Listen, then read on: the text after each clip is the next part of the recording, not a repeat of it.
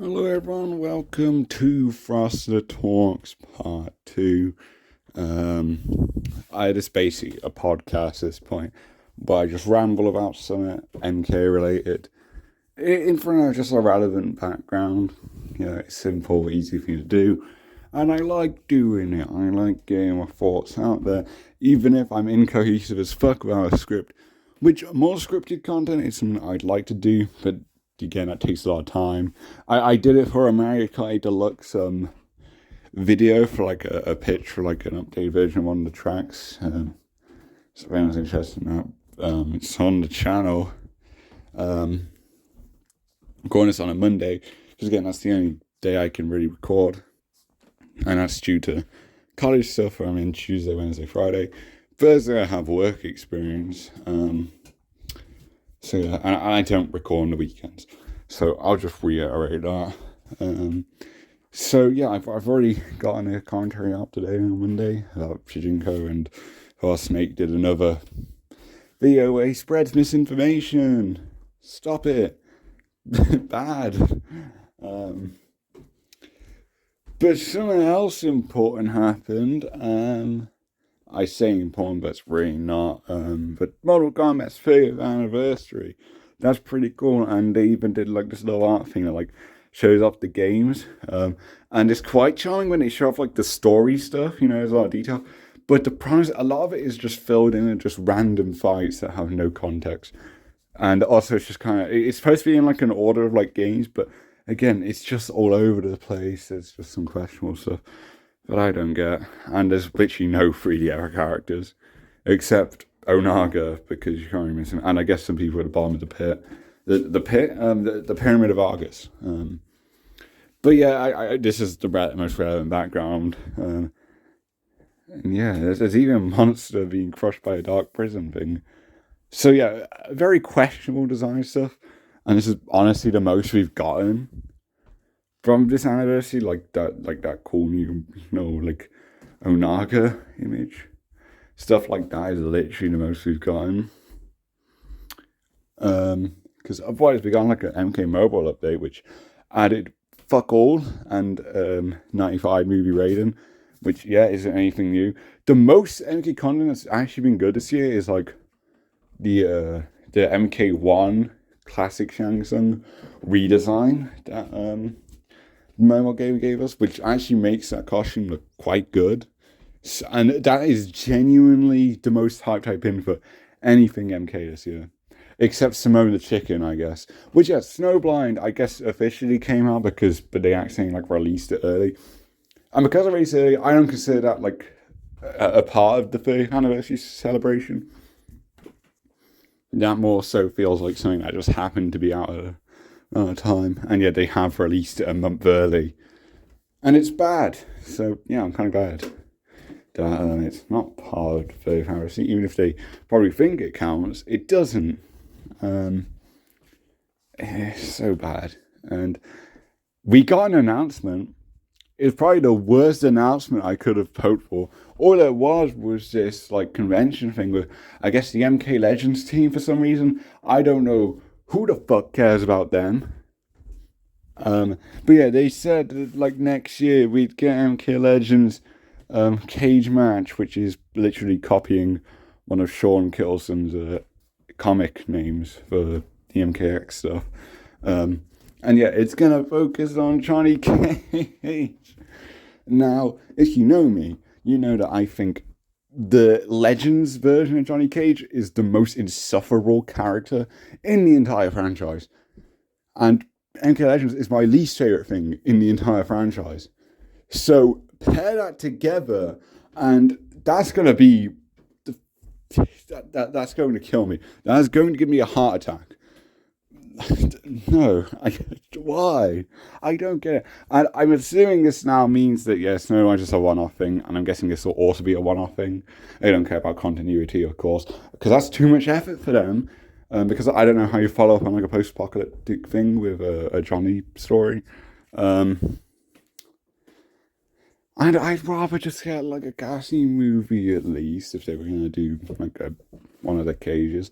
But since Johnny's probably gonna get like a live action focus in the movie because people think Cole Young and Johnny Cage are the same. Like, okay, I'm so done with Johnny. So yeah, boring announcement. We don't actually see anything of the movie. We just know it's happening, which again tells me that they just have a massive backlog of these shitty rushed animation projects that they're just going to dump in the meantime of there being literally no other MK content to release. That is what I see it as, because Snowblind was leaked before Battlegrounds even came out. This is why I stood by the belief that it was completely fake. One, because it's absurd as fuck. Two, because it was leaked before Battle of the Realms and it sounded stupid then. So yeah, I thought it was just a rumor being spread by some guy again. So I don't think it was of any relevance. But no, apparently it's a real thing, which is insane. So yeah, I don't know if it'll be the last Legends movie. I don't know why they cancelled. Well, my only speculation is that, well, they've already got them all made. You might as well pump them out and makes a cheap buck. And it's lame. Because the thing is, like, the people who actually care about the Legend movies are a small minority. And half of that minority are people like me who absolutely fucking detest these movies. So yeah, not a good audience, but you are going to make sales anyway. And it's not like it's not like it costs much to make these movies. It's lazy as fuck. It is so amateur, the quality of Legend movies. So yeah, I'm surprised to see more, because I thought you can't follow up on Battle Realms. But yeah, they really are just doing whatever the fuck they want. So do I think this will be like the last one they have made? I think possibly. I think in terms of like the ones they've already cooked, this is probably the last one, right? But whether WB decides to make more, to let them make more or not, that's up to them. And the answer is probably not. But also, I don't know, because the CEO thinks like Mortal Kombat is like a fucking MCU rival or something. It's not.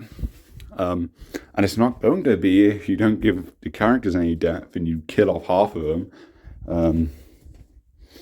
So yeah, I don't know what they're doing. And like, it would be reassuring to hear, like, oh my god, they actually like think highly of this franchise from like a storytelling standpoint. But they don't. They like, well, it really doesn't show if they do. I just don't get it. It is such a strange time to be an MK fan. And yeah, I think I've said everything I need to episode 1 in my review. I hope no one bought it because it's so easy to just pirate it. I have a link, guys, and it's not worth it. It's not worth watching. It's terrible. And I know the next Legend movie will be terrible too. And I have no expectation from it. And, you're thinking like, hey, what's this plot even going to be about? And, there's some wild ideas. And whatever it's going to be, it's going to have to be fucking insane because you're focusing on Johnny. So whoever the main villain's going to be, it's just going to be weird.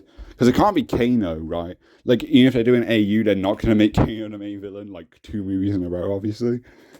Or they might, because they're fucking crazy. They're insane. So yeah, I really don't know anymore. I just know whatever it will be bad. And yeah, that's coming out next year, apparently. I'm still not 100% on it actually releasing, but yeah, it's just like, fine, bring it on. I want to rest from this fandom, but there's always one little turd just still floating around. You fish it out, like, okay, now we get to chill, and it's like, hey, here's this other thing, because the franchise is totally alive. There's this thing that isn't good in the slightest. Take it. It's so filler for in like the meantime of whatever NRS are doing next. And the thing is, NRS didn't do anything for the 30th anniversary. Ed Boon was like making Twitter like Q&As and stuff where all his answers were vague as fuck. And he says some really dumb things, like he doesn't remember like Deadly Alliance concept art characters. And that's a very minor thing, and like a very small amount of MK fans are going to remember that. But you fucking run this group. You need to have this extensive knowledge. And I just find it very disrespectful to those who are actually fans of the fandom, because, not the fandom, the franchise. God, I'm not fucking fan of the fan base. It's sad because I think he has a lack of care, at least in like a big chunk of MK's stuff. Like, he obviously doesn't like the 3D era stuff. He sees that a lesser thing, as far as I'm concerned, at least. I don't have any like fucking quotes. I just think it's pretty blatant. And again, you have to run story pitches by him. I don't know why. He was never heavily involved with a story, so I don't fucking know why he gets this creative control. It's just this old fucking boomer who is just putting his iron fist over him. And then on top of Ed Boon is another iron fist, and that's WB. It's insane. It's insane. Out and below Ed Boon is the other NRS toxic as fuck higher-ups. And then below them are the employees who are fucking suffering with crunch time and stuff. Again, that brightens me another video that's separate to these rambling stuff. That's definitely something I need to make a script for. But yeah, it's so rough. And it's saddening because in these Q&As, Ed Boon said that like when someone asks like, hey, how's the new project going? He's like, oh yeah, it's good, but we've got more than one part on the stove, implying that there's like working on more than one game, of course. Which, if that's true, then that's really fucked up, because NRS is just, it's not a huge developer studio, right? And they already have to go through ridiculous crunch lines to meet like deadlines and shit. And if they're having to be split up into departments, unless they've like basically doubled the size of their company, then that is a fucking god awful move. And I already tell, whenever your next project comes out, I know there's gonna be those people mentioning all the crunch time and stuff, because when you say shit like that, it really says that, hey, you probably haven't laid back from the crunch stuff, I'm sure there was in crunch hours like during COVID times, obviously, but that's because you were forced to. Now that like restrictions have been lifted for them, they're gonna go back to that and double down on it, even if they're gonna make more than one game, which I assume means two. And if they're doing more than two, then yeah, that is fucking insanity. But yeah, I don't know what that means. And Ed Boon's word really doesn't mean much.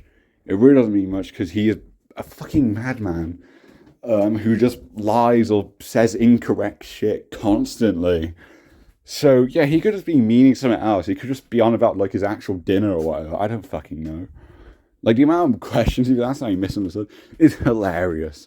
But yeah, that's the only other thing. No, the only other thing is that like he confirmed that like C-Mean and K-Mean have like been actually considered to be brought back before, which is cool. I mean, I kind of assume so because they're ninjas, and that's literally it. And part of me feels like they might have been like an MK11 plan or something, and then like. And that's like what he's referring to, and then just scrapped them and then just used their idea on Shang Tsung with like the ninjas. I reckon that's what happened. And I came in, the thing is, and this is a big if, because if they recognize her as a hero, then I'm sure her appearance will be fine. But the thing is, I feel like they just retcon the fuck out of her because not many people remember her Armageddon lore. And then as for Simi, he doesn't really have any lore outside of being like one of Shao Kahn's warriors. So if they were to include him, I'd be like, okay, cool, you can't really fuck this up. It's just, it's literally a blank canvas. But I don't think they would. I don't know, because I haven't seen an MK thing that's just Dominic. as the writer. Maybe they've got some other writers, but as long as Dominic's the head writer, and also as long as there's the higher ups there are that will be controlling and restrictive always, then yeah, it's just not going to get good stories, especially with like limitations, like how the game design is, like with the chapter system. So I do feel bad for the writers, except Dominic, because I do think Dominic's just generally incompetent at his job, and also just a dickhead, because stop establishing random shit on Twitter, please. Absolutely pathetic. But yeah, it's I have no hopes for, a nice storytelling and stuff. And again, I don't know, it's like new ideas or anything, because at least stuff like MKX and MK11, they're different. There's something unique about it, it's an interesting one. But the thing is, MK12 is just going to be a reboot, or whatever the next MK is called. If I were to theorize, I think they might just... They could literally just call it Mortal Kombat again, But I think it might have like a subtitle or something. They might bring that back, maybe. Because I don't know, like starting a new time with Mortal Kombat 12, just a bit weird. But I don't know, they're kind of generic with their marketing and stuff, so it could just be that, really. So yeah, in the last Frosted Talks episode, I already discussed like the possibilities of what MK12 could be, and all the possibilities for what like his premise could be sound bad, and like I were to look past the story, because again, MK11, I enjoyed the gameplay of it and stuff, and I think the customization, while flawed, is at least neat. I don't really like anything else. I think everything else is like poorly executed at best. But yeah, I can enjoy it. I want to get a second hand for now, or illegal codes. But yeah, it just doesn't sound appealing, because it's just gonna like the roster's just gonna suck regardless, because I know it's not really gonna have any like variety in terms of both interesting new characters and like video reps and stuff like that. I could be wrong, but I don't think I am. And even when I'm looking at like what I want is like a bare minimum, I just don't think it's going to be achieved in the next game. And I've talked about this in my Discord, and I think MK rosters. I think a base roster there should be a higher standard than just 25 by now, because we've been in like the 20s kind of rosters since 2002, since Day Alliance. It's been 2 decades now. Like Day Alliance had like 23 characters. This happened at 24. I'm getting at a ridiculous amount, over 60. And I'm getting like 27 of our base roster, and it's like, hey, that's at least that's an increase to like the usual amount. Obviously assuming Armageddon, it's a disappointing roster. I will say MK9's roster is the best. Fucking lunatics. It is insane how much the fans suck off MK9. I don't get it. I still think it's the worst mainline entry in the franchise. Actually, the worst game in general. It's that or MK versus DC, and of course they're both next to each other, because God, what a terrible time. Rest in peace, 3D era in our hearts. And yeah, I think there should be a quota. I think there should be like 30 base roster characters by now. It really should increase by how much. Like if MK9 at 27, then, you could have at least had like 28 for MKX and 29 for MK11. And then MK12 you can have 30, just keep adding a little more.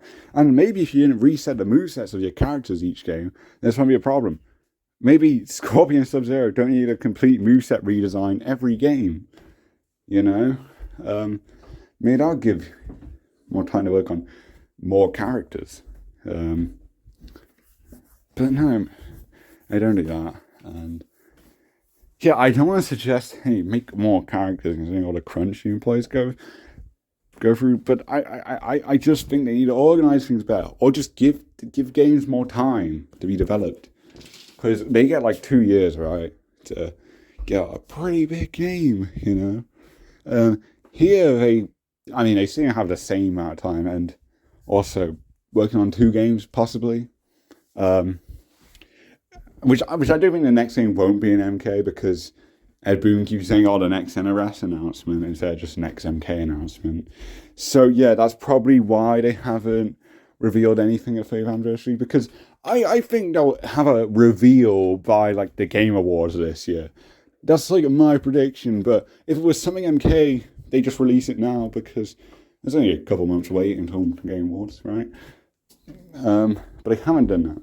And I think that's because they don't have anything for MK. They have something for Injustice 3, probably. Or something just different entirely. But I reckon Injustice 3 is still most likely, if the quotes are broken. But yeah, I do think, if things were handled better, you'd ideally have a 30 base character roster, and then you can have like 3 rows. The first row can be your classic characters, your iconic ones. Then your middle row can be the 3D era ones. Because I do believe the 3D era characters should get the same amount of representation as the classic characters. And it's not to do with any biases at all. I think it's just frankly fair because they have essentially the same amount of characters as each other. The 3D era might have even more, actually. I don't know. And then, you can have your bottom row for, the other characters, have 5 for a transitional era, which I think is MK4 alongside Special Forces and mythologies. You can have 5 slots for those characters. I think 5 is generally enough, at least for base roster. Of course, DLC you can add more because, and I think that was enough because you have 7 from newcomers in MK4. And then, obviously, there's a few more from, mythologies and special forces, which I always see represent, because Tremor's cool. So yeah. And then you can have, 5 slots for, NRS cards. NRS cards probably need a few more slots, but then I propose the DLC also needs to be organized. Kombat Pack 1, having 6 characters, that's perfect. Now you could have 2 classic characters, 2 3D era characters, and then 2 of the miscellaneous category. And also that can include newcomers, let's say. And then you just keep adding to the row, and then Kombat Pack 2 can do the same thing. And then you have a much more complete feeling roster, which is, say we do that, for 2 Kombat Packs, then you have 12 DLC characters. Then you got 42 character roster, which is what MK's roster was supposed to be to complete a square. Then yeah, that is the ideal roster, I think, looking at, in reason, I'm trying to be reasonable with, the amount there. And again, I think guest characters need to stop. I do have some fun statistics, now I think about it, about the most popular DLC characters. Going off of MK11 on Switch, because on the Nintendo eShop, you can, see most popular results. So you can see the ones that have been purchased most times. Purchased separately, might I add. So buying DLC bundles, whatever, it doesn't matter. And the most popular character is Shao Kahn. So yeah, you MK characters are going to sell better in an MK game. I don't think I don't agree with the belief that guest characters are universally consistently get the most sales. I don't believe that. I believe they're very well more likely because you're appealing to an outside audience who, if they pick up the game, they'll be like, oh, I recognize this character, I'll buy them. But that's in terms of separate purchases, because as a casual and you pick up the game, you're not going to want to buy much DLC, right? So again, this is just kind of separate DLC purchases. And I believe, as an MK fan, you're going to want a combat pack that has 6 actual MK characters, then 3 MK characters, and then 3 random motherfuckers who you might care about depending on what other franchises you are into. I believe that would sell just as well.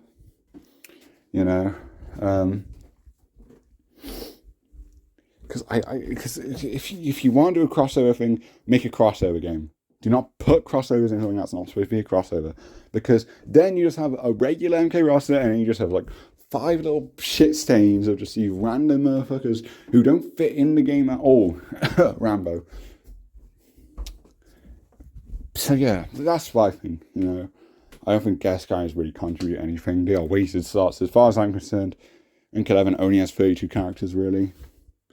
MKX is about the same amount, right? I mean, Triborg essentially like 4 in 1. MKX's variation system, like, obviously, like, makes each character, like, feel completely different. I still don't think the variation system is for me in that regard, but I do respect it for that, and I do think, obviously, they used it well for Triborg. For everyone else, it's hit and miss, but yeah, Triborg's great, and Triborg was the best-selling MKX DLC character. Like I think that one's obvious. So again, that shows, you know, MK characters can have the same amount of appeal, if not more, than guest characters. You know, Shang Tsung, Nightwolf, they sold better than like half of the guest characters and stuff. Fujin sold just as well. Spawn is the worst selling guest character, which is funny because that's the only one people ask for. Which again, people are asking for it, they're going to buy actual packs, you know. So yeah, it's odd. I wish it would stop. I know it's not going to because WB. Yes, it's just a massive shame. Now, like if they were on 2 projects and one of them is like this crossover game because WB has like a lot of IPs they could have NRS work on, then that's cool. I mean, they already have multiverses, don't they? So maybe use that and then like let your other franchises just do their own thing. Maybe do that, and then you can focus on buying the rights for like an actual crossover game. Just a thought, but. So yeah, I that's what I think the ideal roster would be. But I think the MK12 roster will actually is just the MK9 roster, maybe with like 1 newcomer. And I heard that newcomer is fucking good. And then you look at your alternative scenarios, like they actually follow up on the Great Kung Lao setup. They probably won't. But if they do, then you're just gonna have like a group of like just random Earthrammers that are irrelevant because they're old-ass ancestors. And they'll probably make them ancestors like the established characters for like the classic characters, which will feel really contrived that they're all conveniently fighting in a tournament here as well. That's what I reckon they do. I don't want that because I don't care about that. I have no reason to care about them because it's just a bunch of old dead people who the current cast have never met, except like the Outwarders. But again, they're just going to be irrelevant to the Outward cast, and the Outward cast will just be generic Cotton Guard members. So yeah, if that's like what we hypothetically got, then that would be terrible. And I guess DLC could bring up like more cast characters, but again, you wouldn't be able to have Scorpion unless you did like an MK Conquest explanation, the TV show. I mean, so. Yeah, I really don't see him doing that. I just see him starting with MK1. Whether that be a hard reboot or via Liu Kang's, I don't know. I don't care. Just getting through that game, and then maybe the game after can be something actually with intrigue. I don't think it'll be good as a story, but it will be like an MKX where you have some interesting new ideas at least. So yeah, basically what I'm saying is I have no hope for this fandom until give it 8 years, and then I might find some things to enjoy. That is my belief. So I'm really not hyped for whatever they have next. But they really should be more transparent. They did a 30th anniversary trailer video, and it didn't show a 3-year at all. It showed Injustice 2 of all fucking things, though. So yeah, it was a terribly put together video. And a waste of time, you know, editing all that together. Really lame. And then at the end, it showed like, hey, you can get all these movies and stuff, which are all shit. And now they on whatever streaming service they're on or whatever, Defense of the Realm is now on there. Which cool, I guess. But guys, just look it up on YouTube. You can find it on YouTube. It's really easy to find. I have a whole playlist saved. So yeah, I don't really care about that. I also Really? No one actually asked for that, you know. I feel like the people actually interested in Defenders Realm have definitely already seen it by now. Like, I appreciate they care enough to do that, but why? I don't know if they actually did that, because the thing is, below that says play now, and it shows the original Mortal Kombat 9, Mortal Kombat X, Mortal Kombat 11, implying that Mortal Kombat 9 and Mortal Kombat 1 have got like re-releases or something, so they're readily available. They're not. I have no clue why they show those two games off. Like, I don't think it's just them like fucking like trying to show off like all the games. Like, yeah, here's the games that matter, our games, and then the first one. I just think they're fucking brain dead and then like just did a oopsie. I guess. I don't know. It doesn't make sense. I don't know what they did. So yeah, there isn't actually an MK1 or MK9 re-release. If there was, then that's still lame as fuck. Because MK1 is bland as fuck. And MK9, I still believe to be objectively the worst Mortal Kombat game. I think it's fundamentally shit. And it doesn't, like it's from 2011. Like, there's no excuses at that time, at that point. Yeah, it's just overrated in general. I really don't like that game. MK1, I'd be like, oh yeah, cool. But I don't care. You guys did an arcade collection randomly, like a decade earlier, so. And yeah, 3 hours just getting ignored as always. So yeah, we didn't even get any ports. We got no collection. I mean, we've got like the collections that are like on Amazon, which they didn't show at all here. They didn't show it all in the trailer. But they are real. There's Amazon listings. They are legitimate. And then meanwhile, you've got Ed Boon saying, "Oh, it's fake. But no, that's an actual product. So I have no fucking clue what happened here. But basically, we got nothing. Nothing of actual interest. And am I disappointed? No, because I expected this. You know, I expected literally nothing. There obviously wasn't going to be a new game reveal, and I wasn't expecting them to do any collections. It's a shame. It's a shame, but they don't care. And yeah, like that's all it comes down to, really. But since it's the 30th anniversary, I guess I might as well share what I was doing. I was playing Deadly Alliance. I was playing as Dramin.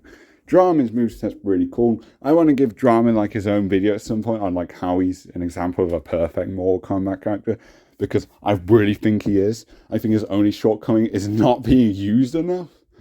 Like he ticks every single box of an MK character. It is insane that Ed Boon thinks he's the worst Mortal Kombat character alongside Suhao. Both of those characters are better than the fucking poster boy as far as I'm concerned.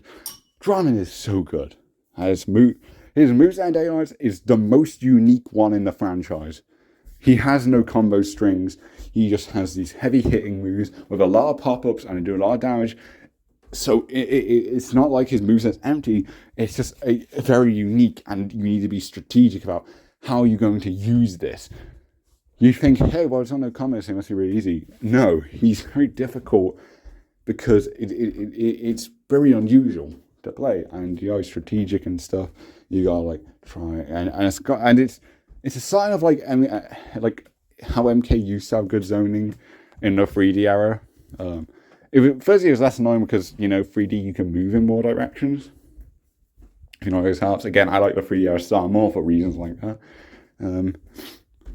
But also, you have like the dashbacks and stuff, and like the projectiles just more cleverly implemented and stuff. It's just more strategic, and it really got to show with Dramin. So, if any of you have Day Alliance, I recommend checking Dramin out. He's a very fun character for the players, and he's just an awesome character in general. So yeah, I enjoyed playing him. Day Alliance is very fun, and it's the one. It's the one 3D era MK that I got on here right now. I actually own Deception. I gave it to my friend Erin, and that's another video I want to do, was talk about her experience with Conquest, because it's very cool. And she said I can do a video on that. And it shows something very unique. I still got a new fabric, so I can't record on my 360. But yeah, I do have my emulators working still. So yeah, that's always cool. I think the interesting thing about me covering my friends' experience with Deception is because they had literally no real knowledge prior to playing it about MK. So it's a really interesting starting point for the franchise. And seeing someone go into Deception blind was very cool. So yeah, I think that'd be a great video to do at some point. But yeah, but like MK I'm not tired of it. I'm fine with that being nothing like new and stuff personally, because the new stuff they give I don't like, and I won't like MK12 or whatever. I doubt. I might eventually get the same, and it'll take me another 2 years though, because buying it and the rest came like when it launches is stupid, because they always do like a collection of stuff with all the DLC that costs more than the base game. So yeah, you're gonna wait for that, and then I'm probably gonna get it secondhand. So yeah, even if I did want to play it, I'd have to wait a while then too, because they have a shitty DLC practice. So yeah, it's just a mess. But yeah, I just enjoy going back to the old stuff, checking out. Like I started playing Special Forces lately, and that game, despite some objective flaws and stuff, it's alright. It's perfectly decent. I don't think it stands out as bad for like games in that genre at the time. I really just think it's another decent one from that time period. So yeah, I don't get the hate really.